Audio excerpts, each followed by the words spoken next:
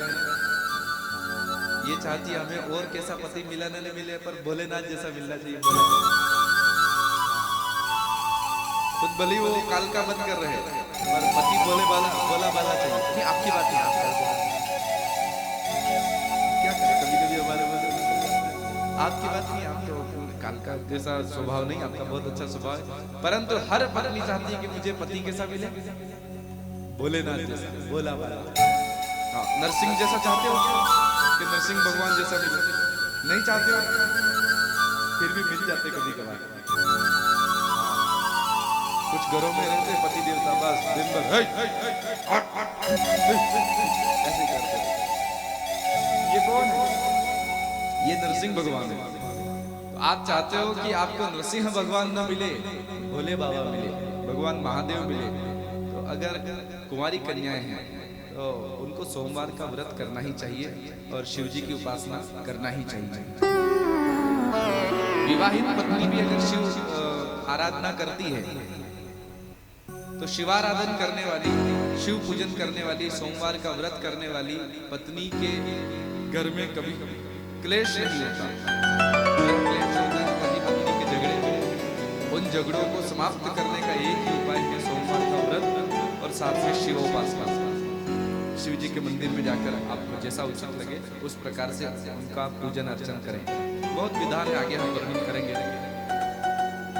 आप यदि 11 सोमवार भी नियम से कर लेंगे तो 11वें सोमवार के बाद आप स्वयं कहेंगे कि हाँ, हम दोनों पति पत्नी में जो झगड़े होते थे वो शांत हो, क्लेश नहीं हो गया।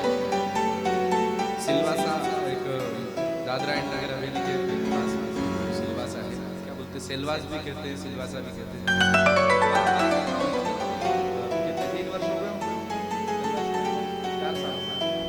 4 साल पहले वहाँ कथा हुई, तो वहाँ एक पूजा बेन करके वही आए, पूजा प्रजापति, वो अभी शायद लाइव देख रहे होंगे, उनके वहाँ से सेलवास देखते हैं हमेशा। तो उन्होंने कथा के बाद में कहा कि गुरुजी, हमारे पति पत्नी में बड़ा झगड़ा चलता है, संपत्ति खूब है, पढ़े लिखे हैं दोनों, लेकिन कभी पढ़ती नहीं, ये इधर तो मैं उधर, 36 का आंकड़ा ही रहता है। तो हमने कहा था कि वही आप केवल शिव पूजन करें और सोमवार का व्रत करें। और मैं तो आपको फिर भी 11 कह रहा हूँ। उनका 5वें सोमवार को फोन आया, गुरुजी क्या पता शिवजी ने क्या जादू किया, अब तो झगड़े ही समाप्त हो गए, इतना प्रेम से हम लोग रहते हैं। और अब गुरुजी बढ़िया ऐसा प्रेम से रखते हैं कि कभी साड़ी लेकर आ रहे हैं तो कभी बाहर से कुछ खाने पीने की वस्तु लेकर आ रहे हैं, तो कभी कहीं घुमाने ले जा रहे हैं। बस ऐसे शिव पूजन जारी रखो।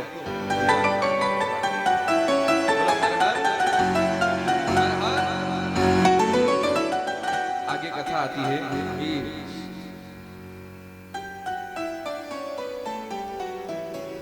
एक अच्छा, भगवान शिव को जो हम दीपक प्रज्वलित करके शिव मंदिर में दीप जलाते हैं, आपको शायद नहीं मालूम हो, लेकिन दीप दान करने से, अर्थात शिव मंदिर में केवल दीपक जलाने का कितना फल होता है आपको नहीं मालूम होगा।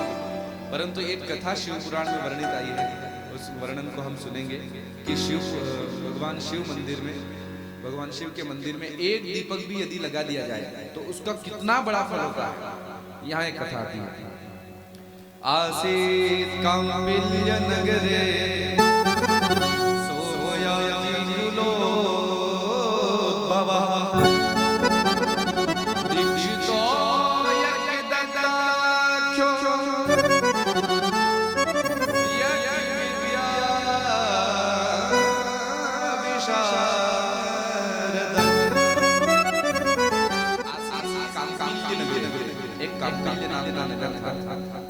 उस नगर में सोमयाग करने वाले ब्राह्मण देवता रहते थे, जिन ब्राह्मण देवता का नाम था यज्ञदत्त दीक्षित परिवार से थे।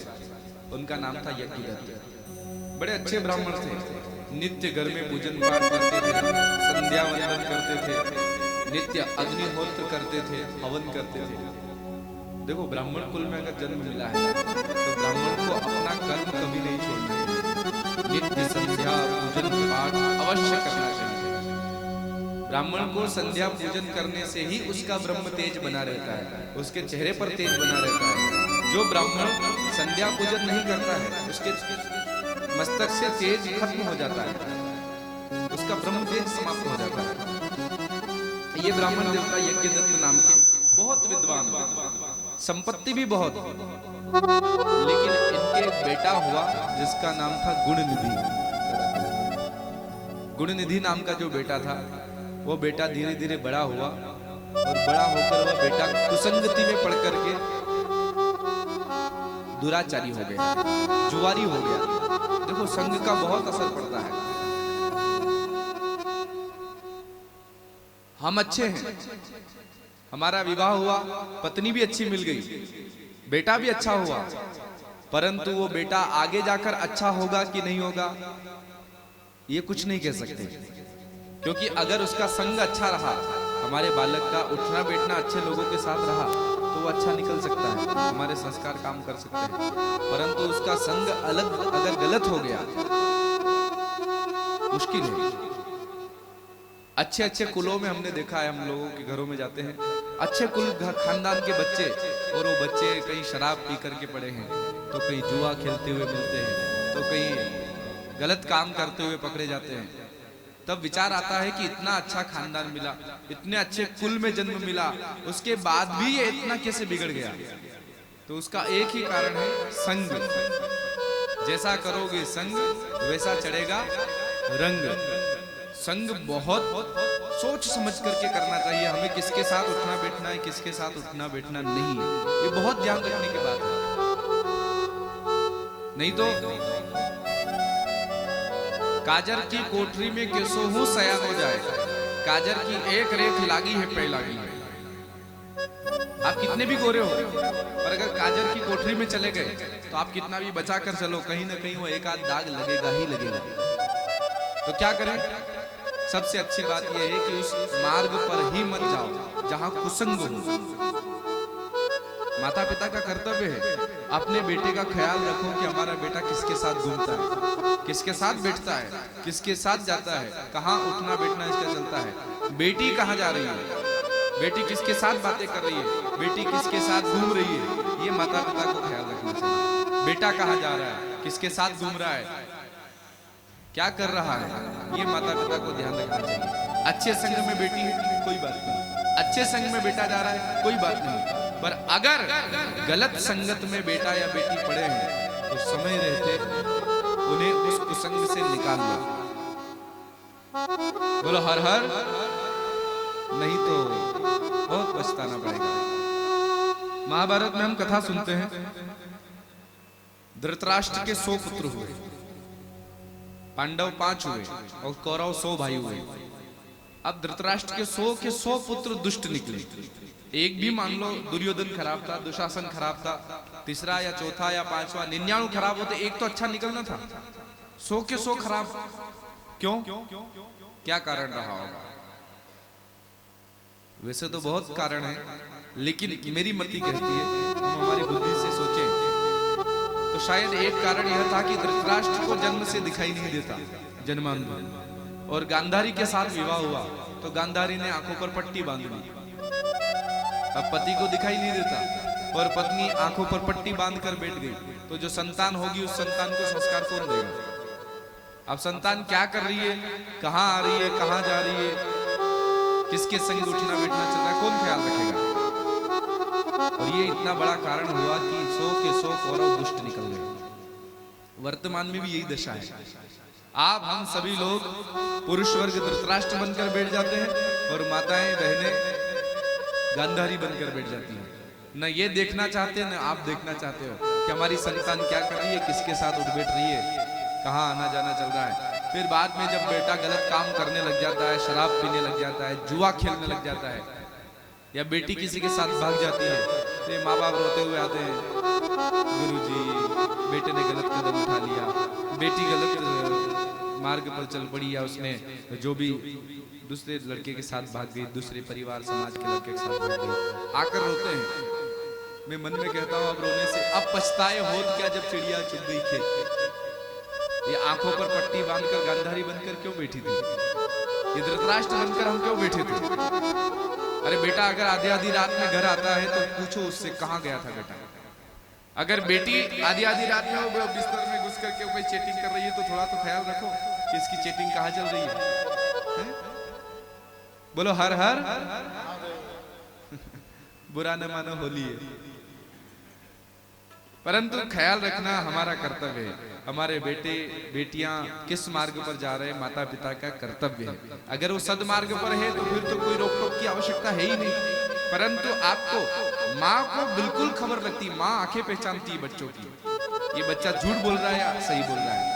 बेटा अगर बाहर से आया और उससे माँ ने पूछा कि बेटा कहाँ देर हो गई थी, तो बेटा अगर सही बोलेगा तो माँ आंखें उसे पहचान जाएगी, हाँ ये ठीक बोल रहा है। और झूठ बोलेगा तो उसकी आंखें ऐसे ऐसे करके वो जो बोलेगा तो माँ पहचान जाएगी कि ये झूठ बोल रहा है। पहचानते हो कि नहीं?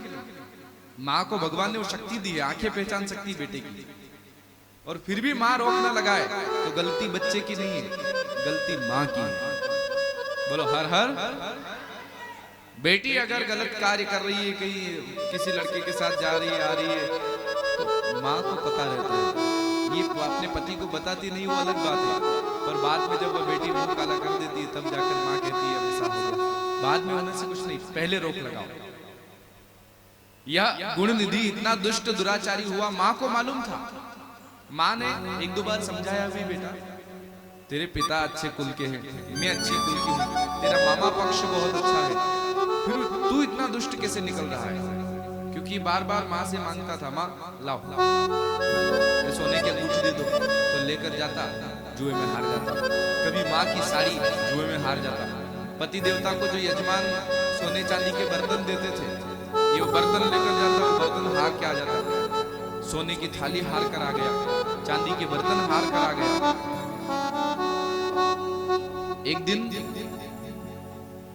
अच्छा, यज्ञदत्त इसके जो पिता थे, गुणनिधि के पिता, ये पूछते भी कि वो गुणनिधि कहाँ गया, आजकल दिखाई नहीं देता। तो गुणनिधि की माँ कहती कि अरे वो थोड़ा पढ़ने में लगा है, पढ़ाई कर रहा है ना, इसलिए आपके सामने नहीं आता है। तो बेचारे बोले वाले पंडित जी समझ नहीं पाए, शायद पढ़ रहा है, तो उन्होंने ध्यान दिया नहीं। और गुणनिधि कब दुर्गुण निधि बन गया पता ही नहीं चला। एक दिन यज्ञदत्त पंडित जी कहीं बाहर से अपने घर में आ रहे थे, तो मार्ग में उन्होंने देखा एक जुआरी के हाथ में उनकी सोने की अंगूठी। उन्होंने तो देखते ही पहचान ली, अरे तो जुआरी डरता डरता आया, जी ये अंगूठी किसने दी तुम्हें? बोले ये तो मैंने खरीदी है। बोले झूठ बोलते हो, ये अंगूठी मुझे राजा ने दी थी दक्षिणा में, ये मेरी अंगूठी तुम्हारे पास कैसे आई? सच सच बताओ, नहीं तो अभी राजा से दंड दिलवाता हूं। क्योंकि राजा उन पंडित जी का यजमान था, यज्ञदत्त जी का, तो उन्होंने कहा जल्दी से सच सच बताओ। बेचारा वो जुआरी घबराया और उसने कहा महाराज मुझे डांटने से क्या होगा, आपका बेटा गुणनिधि जिस पर आप इतना गर्व करते हो कि मेरा बेटा ऐसा है, मेरा बेटा ऐसा है, वही बेटा जुआरी है, और वो जुए में अंगूठी हार गया था और मैं जीता था, तो ये देखो मेरे पास है। और केवल अंगूठी नहीं हारा, उसने अपनी माँ की साड़ी भी, जो सोने से जड़ी हुई साड़ी थी, वो भी हार गया। सोने की थाली जो आपको राजा ने दी थी वो भी जुए में हार गया। चांदी के बर्तन थे वो भी हार गया। ये सारी चीजें जब जुआरी ने बताई तब यज्ञदत्त जी ने कहा ओहो अब क्या बोले उसको, जुआरी को। उन्होंने कहा तू जा भैया। तो जुआरी चला गया। यज्ञदत्त जी घर आए, पत्नी को बुलाया, वो मेरी सोने की अंगूठी कहाँ है, लेकर आओ। पत्नी ने अचानक सुना तो उसके कान खड़े हो गए, बाप रे ये तो बेटा ले गया था, अब क्या बोलूं। तो पत्नी ने कहा वो मैं भी थोड़े बर्तन मांज रही हूँ, बाद में आती हूँ। बोले नहीं नहीं अभी इधर आओ, वो जो साड़ी लेकर आया था राजा ने मुझे दी थी कि तुम्हारे पत्नी के लिए पंडित जी, वो साड़ी कहाँ है। तो पत्नी ने कहा वो है ना, मैंने कहीं प्रेस करवाने के लिए भेजी है, तो उसके बाद में आ जाएगी, 2 दिन बाद बता दूंगी। अच्छा, वो सुंदर सोने की थाली राजा ने मुझे दी थी, कहाँ है वो चांदी के बर्तन दिए थे, कहाँ है वो। पत्नी घबराई और आखिरकार उसे सच बोलना ही पड़ा कि वो गुणनिधि घर से मांग मांग कर ले गया और सब हार गया जुए में। माताओं को कभी भी अपने पुत्र के दुर्गुण अपने पति से छुपाना नहीं चाहिए। अगर बेटे में सद्गुण है तो कोई बात नहीं, पर दुर्गुण है तो समय रहते अपने पति से कहो और उनको बताओ कि बेटा इस मार्ग पर चल पड़ा है। तो समय रहते अगर पति ने, उस बेटे के पिता ने संभाल लिया तो बच्चा फिर भी सुधर सकता है। पर आप बात को दबाती रही, छुपाती रही, तो एक समय ऐसा आएगा कि आपको भी मुंह नीचा करना पड़ेगा और आपको भी मुंह नीचा करना पड़ेगा। समाज के सामने मुंह नीचा हो जाएगा। आज जब दुर्गुण निधि की, उस गुण निधि की ये चर्चा पंडित जी को पता चली तो पंडित जी ने कहा, मूर्खा तो पहले यदि बता देती तो आज मैं कोशिश करके उसे सुधार देता। अब तो न जाने वो कहां पहुंच गया, इतना उसने चोरी करके, घर में से चोरी करके और सब जुए में हार गया। अब मैं लोगों को क्या मुंह दिखाऊंगा। और उसी समय पंडित जी ने पत्नी का भी त्याग कर दिया और उस गुण निधि को भी धक्के देकर घर से भगा दिया। ऐसे बेटे को क्या करूं। अब गुण निधि घर से निकल तो गया, परंतु उसे कुछ ज्ञान तो था नहीं, उसने कोई पांडित्य कर्म तो सीखा था नहीं। अब जब बाहर गया तो फ्री फोकट में तो कोई रोटी भी नहीं खिलाता, तो भूखा मरने लगा। कोई काम पर भी नहीं रखता था क्योंकि उसे कुछ काम करना भी नहीं आता था। देखो भाई, अपनी संतान को सारे काम सिखाना चाहिए, हर चीज। ऐसा नहीं कि बेटा तू तो पढ़, हम कर रहे हैं, बेटा तू तो पढ़, हम कर रहे हैं। केवल पढ़ पढ़ में केवल पुस्तकों में ही रह जाएगा। कुछ दुनियादारी की चीजें भी उसे सिखाना जरूरी है। छोटे मोटे सामान्य काम जो आप करते हो, जिसके जानकार आप हो, अपनी संतान को भी उसमें दक्ष करो, उसे सिखाओ। जरूरी नहीं कि हमेशा ये पुस्तकों का ज्ञान ही काम आएगा, कभी कभी व्यवहारिक ज्ञान भी काम आता है, सांसारिक कार्य भी काम आता है। माता थोड़ी आगे खसक जाए, थोड़ी थोड़ी आगे, माता पहले थोड़ी थोड़ी आगे आ जाए। वाह भाई, अच्छा है। माताओं की संख्या प्रतिदिन बढ़ती जा रही है। बोलो गौरी शंकर भगवान की जय।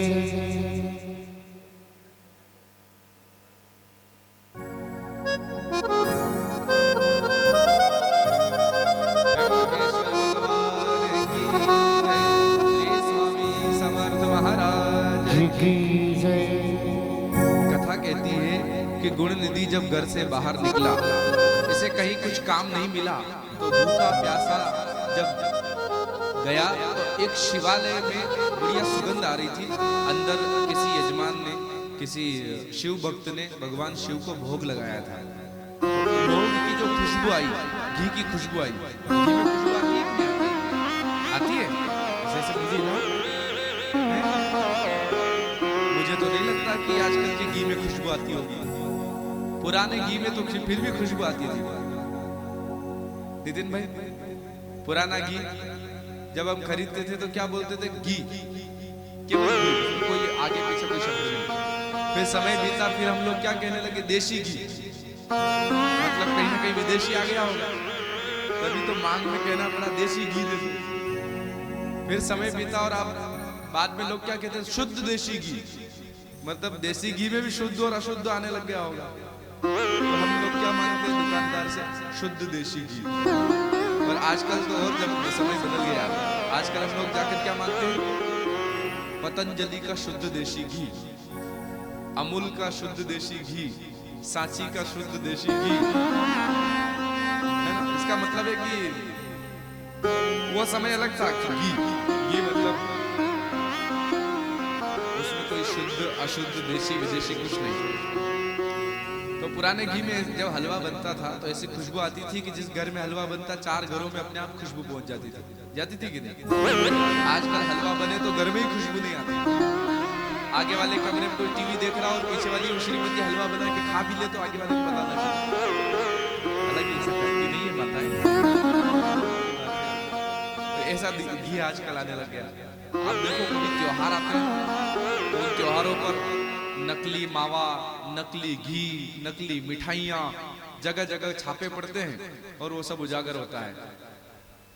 तो त्योहारों पर तो फिर भी छापे पड़ने से उजागर हो जाए, पर उसके अलावा भी तो असली नकली का भेद ही, क्या पता असली मिलता है कि नहीं। बोलो हर हर।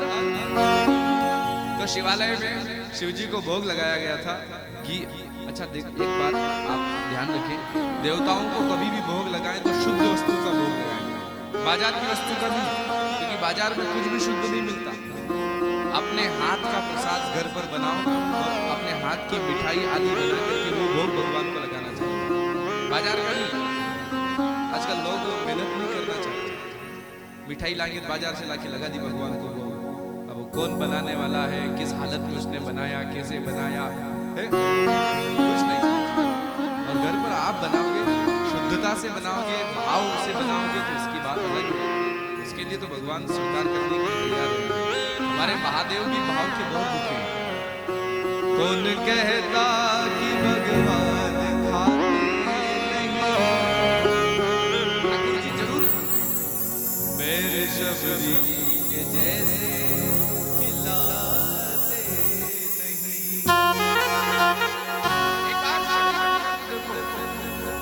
वे आपके हाथ का प्रसाद भी पाएंगे। कौन कहता कि भगवान यशोदा के जैसे खिलाते नहीं, बाबू बन करके अपने आप को यशोदा बना करके फिर भोग लगा भगवान अवश्य पाएंगे। चाहे वो राम हो, कृष्ण हो, शिव हो, देवी माँ हो, सब देवता भोग पाते हैं, बस वो भाव ऐसा होना चाहिए। तो भाव नहीं होगा तो भोग को किसे स्वीकार करेंगे।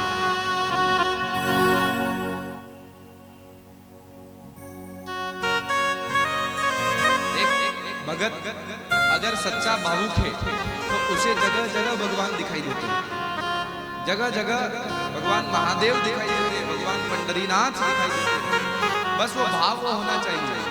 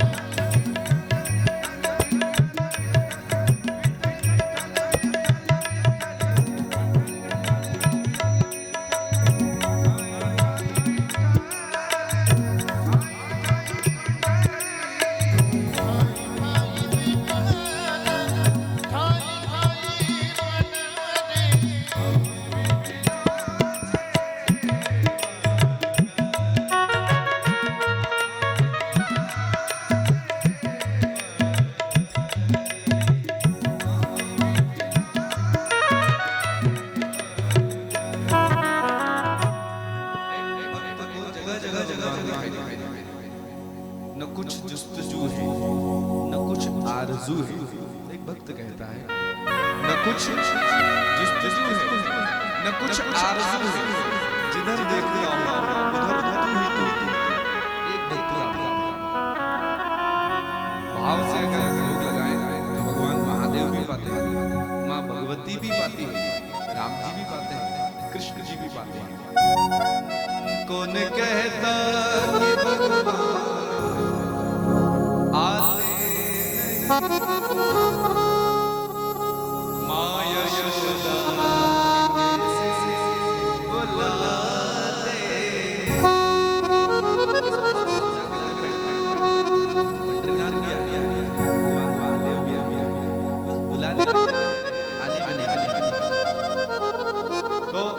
शिव मंदिर में शिव जी को भोग लगाया गया।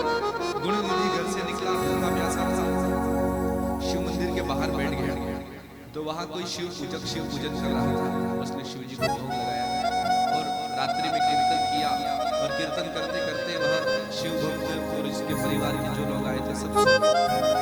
अब गुण निधि को दिन भर से भूख लग रही थी, वो इंतजार ही कर रहा था कि लोग सोए और मैं जाकर प्रसाद पर दवा बोलूं।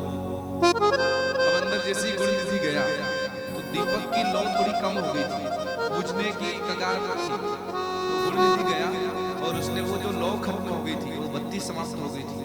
तो गुण निधि ने अपनी धोती फाड़ दी, ब्राह्मण पुत्र था, धोती पहन रखी थी, तो अपनी धोती के कपड़े को थोड़ा सा फाड़ा, उसकी बत्ती बनाई और उस घी की उस दीपक के अंदर उस बत्ती को लगा दिया। गुण निधि बत्ती प्रज्वलित हो गई और उजाला हो गया। उसने वो भोग उठाया, थोड़ा सा प्रसाद पाया और वहां से भोग लेकर भागने लगा। तो जब भागने लगा तो किसी सोए हुए व्यक्ति को उसका पैर टकराया और वो सोया हुआ व्यक्ति जाग गया। तो उस सोए हुए व्यक्ति ने कहा, चोर चोर चोर चोर, पकड़ो पकड़ो चोर चोर। तो लोगों ने सब जितने भी वहां कीर्तन करने वाले थे सब जाग गए और जाग करके इस गुण निधि को चोर समझ लिया। मारा, इतना मारा और यह गुण निधि उस समय तीन चीजें हुई। एक शिव मंदिर में मरा, शिव जी का प्रसाद खा करके मरा, और तीसरा शिव जी के दीपक की जो बत्ती कम हो गई थी उस बत्ती को हुआ क्या, मरा। और जैसे ही मरा तो उस समय यमदूत इसे ले गए, जिसने जीवन भर ब्राह्मण होते हुए जुआ खिलाया, दुष्ट दुराचारी। तो उसे लेकर के जाने लगे यमदूत कोड़े मारते हुए। उसी समय शिवदूत आ गए कैलाश पर्वत से, नंदी भृंगी श्रृंगी निकालया बाणासुर, और आकर के उन यमदूतों को इतना मारा, सब यमदूतों को भगा दिया और इसको छुड़ाया और छुड़ा करके ले गए कैलाश पर्वत पर।